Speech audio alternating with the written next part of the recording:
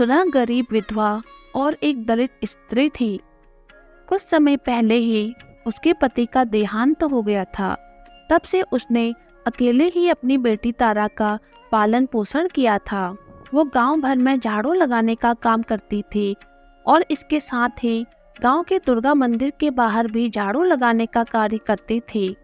कुछ ही दिनों में नवरात्र शुरू होने वाले थे। तब सुधा की बेटी सुधा को बोलती है, माँ, इस बार मैं भी नवरात्र में पूजा करूंगी और व्रत रखूंगी। तब सुधा अपनी बेटी को बोलती है, नवरात्र के व्रत बहुत कठिन होते हैं, क्या तू ठीक से कर पाएगी इन्हें? तब सुधा की बेटी बोलती है, हाँ माँ, मैंने सोच लिया है। सुधा कहती है, तब तो ठीक है, मैं भी तेरे साथ इस बार व्रत रखूंगी। इस तरह दोनों माँ बेटी ने व्रत करने की तैयारी शुरू कर दी। सुधा ने इधर उधर से कुछ पैसों का इंतजाम करके पूजा का सामान खरीदा। सुधा अपनी बेटी से पूछती है, आज नवरात्र का पहला दिन था, तुझे भूख तो नहीं लगी?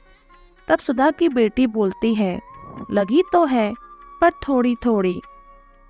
सुधा कहती है, बस अब सांझ हो रही है, हम माँ के दर्शन करने के बाद व्रत का पालन करेंगे। दोनों माँ बेटी दुर्गा माँ को अर्पित करने के लिए थोड़े से फूल लेकर मंदिर जाती है। इन फूलों के सिवाय अर्पण करने को उनके पास कुछ और था भी नहीं। मंदिर में प्रवेश करने पर द्वार पर ही पुजारी उन्हें फटकारता है और कहता है, कहाँ घुसी जा रही है? क्या तुझे पता नहीं कि तेरे जात वालों का मंदिर में घुसना वर्जित है? तब सुधा पुजारी से कहती है, पुजारी जी, माता के लिए तो अपने सारे बच्चे एक समान होते हैं, फिर ऐसा व्यवहार हमारे साथ ही क्यों किया जाता है? हमारा ही प्रवेश मंदिर में वर्जित क्यों है? तब पंडित कहता है, हमारी बराबरी करेगी, तू होती कौन है? सदियों पुरानी रीत बदलने वाली, अपनी जात भूल गई क्या तू? तब सुधा कहती है, पुजारी जी, मेरी बेटी को माँ के दर्शन का ये फूल चढ़ाने दो। पुजारी कहता है, वो अपनी बेटी के मुंह में हमारा धर्म भ्रष्ट करेगी, चुपचाप यहाँ से निकल जा। देखो भाइयों, ये अछूत औरत होकर मंदिर में माँ के दर्शन करने आई है, भगाओ इसे, नहीं तो ये देवी के मंदिर को भ्रष्ट कर देगी। वहाँ खड़े लोग उन्हें भगा देते हैं। उन सबकी नज़रों से बचकर तारा चुपचाप मंदिर के द्वार पर अपने फूल चढ़ा देती है। दर्शन न होने के कारण दोनों माँ बेटी भारी मन से घर लौट आते हैं। अगले दिन जब पुजारी मंदिर खोलता है तो देखता है कि कल के चढ़ाए सारे फूल मुरझा गए हैं, मगर द्वार के पास पड़े फूल अभी भी ताजे हैं। मंदिर तो मैंने अभी अभी खोला है, कि कल के चढ़ाए फूल किस भक्त के हैं जिनमें अभी भी ताजगी बाकी है? ये बात सारे गांव में फैल जाती है। सब अपने को माता का भक्त साबित कर रहे थे। वे बता रहे थे कि फूल उनके द्वारा चढ़ाए गए हैं। इन सब से बेखबर सुधा और तारा अपनी भक्ति में मगन थी। दोनों सच्चे मन से माता की पूजा करती थी। इसी तरह दिन बीतते गए और महाअष्टमी भी आ गई।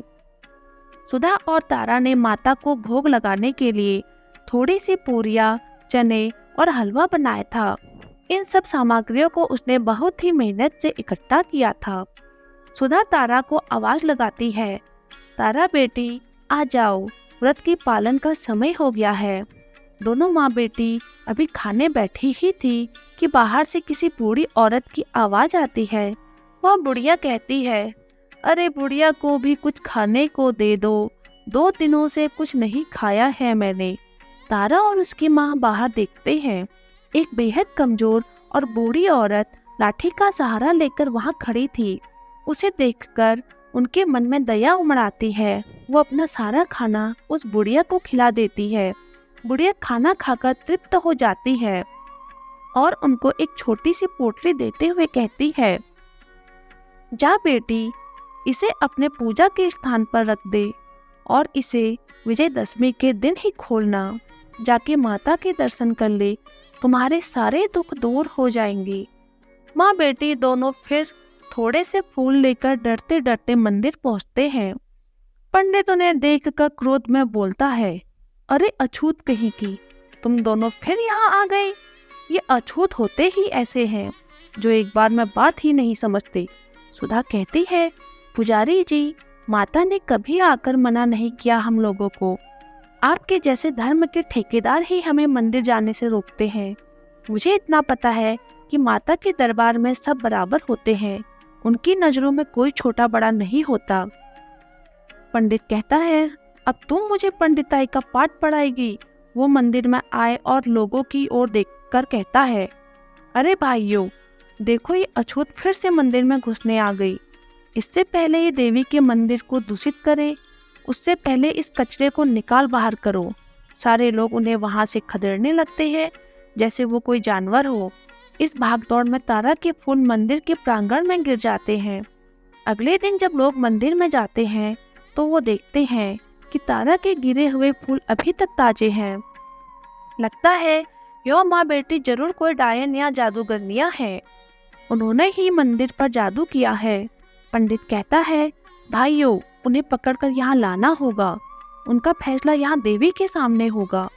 लोग दोनों माँ बेटी को पकड़कर मंदिर लाते हैं और उनसे पूछते हैं, सच सच बताओ कि तुम लोगों ने यहाँ क्या जादू कर रखा है।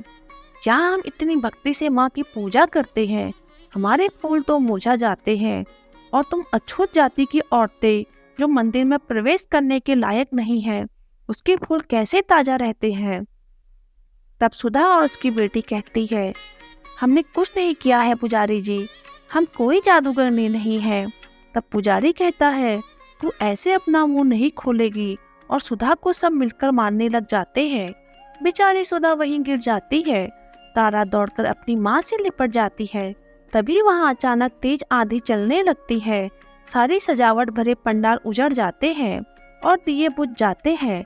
उसके बाद लोगों की आंखें आश्चर्य से फट जाती है।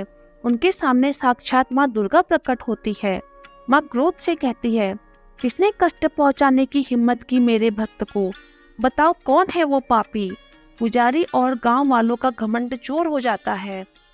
पुजारी दौड़कर सुधा के पास जाता है और उससे कहता है, हमसे बहुत बड़ा अपराध हो गया है, सुधा हमें माफ कर दो। उधर माँ का क्रोध जारी था और माँ बोलती है, तुम लोग क्या सोचते हो कि भक्ति सिर्फ इस सजावट और पंडाल से ही होती है? अरे भक्ति सीखनी है तो मेरे इस भक्त से सीखो, जिसने बिना किसी स्वार्थ के सदा ही मेरी भक्ति की है। थोड़ी देर बाद सुधा उठती है और देवी माँ को देखकर उन्हें प्रणाम करती है और कहती है, हे माँ, मैं धन्य हो गई हूँ जो आपने मुझे दर्शन दिए, मेरा जीवन सफल हो गया है। उसके बाद पुजारी जी और गांव की सभी लोग सुधा को माफी मांगते हैं और अपनी भूल को समझते हैं। माँ सुधा को आशीर्वाद देती है कि उसके घर में हमेशा ही सुख शांति और समृद्धि रहेगी, और सुधा की भक्ति से प्रसन्न होकर माँ पूरे गांव को भी आशीर्वाद देती है कि इस गांव में हमेशा ही सुख शांति और संपत्ति का वास रहेगा। इतना कहकर माँ वहाँ से अंतर्ध्यान हो जाती है। आज विजयदशमी का दिन था। उस बुढ़िया के कहे अनुसार सुधा उस पोटली को घर जाकर खोलती है और वो देखती है कि वो पोटली हीरे, जवाहरात और मोती से भरा हुआ है। सुधा समझ जाती है कि वो बुढ़िया और कोई नहीं बल्कि स्वयं माँ दुर्गा थी। माँ दुर्गा के आशीर्वाद से सुधा के जीवन में खुशियाँ ही खुशियाँ आ जाती है और वो दोनों माँ बेटी अपना जीवन प्रसन्नता पूर्वक व्यापन करने लग जाते हैं। तो दोस्तों, आपको हमारी आज की ये कहानी कैसी लगी? कमेंट करके जरूर बताएं और साथ ही हमारे चैनल कथा परिवार को सब्सक्राइब करना ना भूलें। धन्यवाद।